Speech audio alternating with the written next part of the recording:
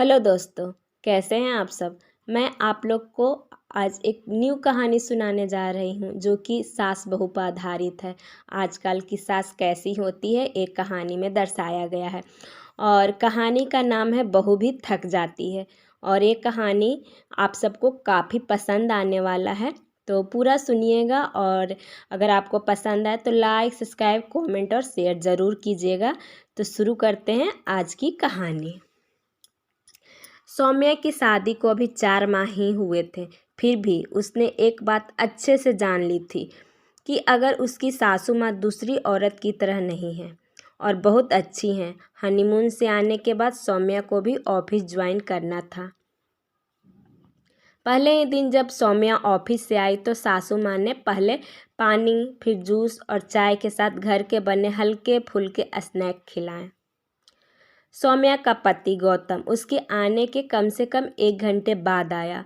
तो सौम्या जैसे ही गौतम के लिए पानी, जूस आदि लाने के लिए उठी तो सासू माँ बोली, थक कर आई हो, आराम से बैठो, मैं लाती हूँ चाय नाश्ता।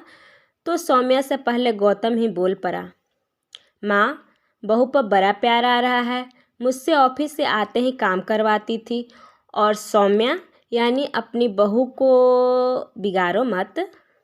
तो सासू माँ बोली, जब मैं स्कूल में पढ़ाकर थकी हारी घर आती थी तो तुम्हारी दादी और बुआ मुझसे चाय तो दूध पानी तक नहीं पूछती थी और ऊपर से अपने लिए चाय नाश्ता बनाने को कह देती थी।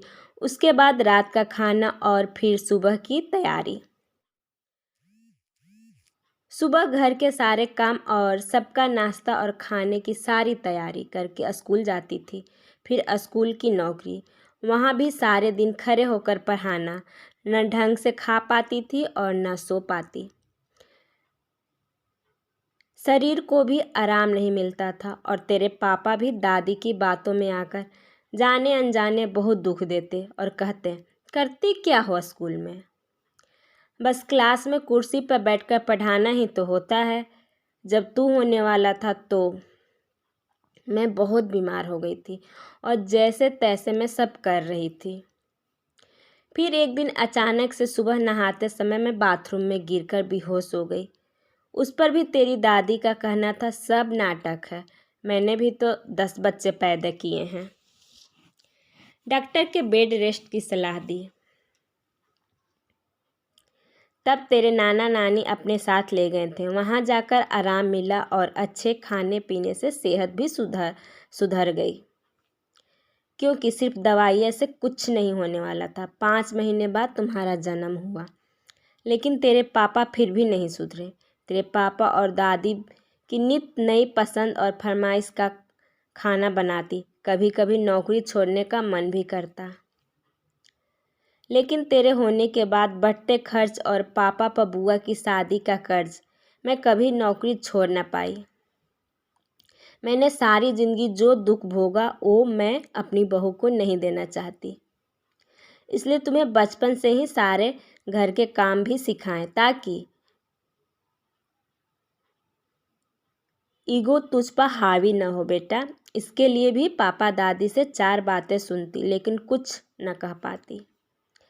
बेटा, आज के आधुनिक युग में पति पत्नी दोनों ही नौकरी करते हैं, दोनों ही मेहनत करते हैं। इसलिए तू भी कान खोलकर सुन ले।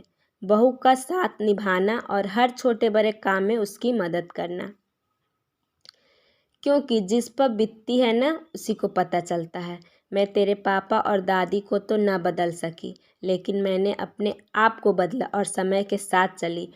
बेटे के साथ साथ बाहर काम करते हुए बहू भी तो थकती होगी। काश यह एहसास तेरी दादी को भी होती। तो कैसी लगी आप सबको हमारी ये कहानी। आप ये भी बोल सकते हैं, सासू जी तूने मेरी कदर न जानी। अगर पसंद आया हो तो लाइक, सब्सक्राइब, कमेंट और शेयर ज़रूर कीजिए।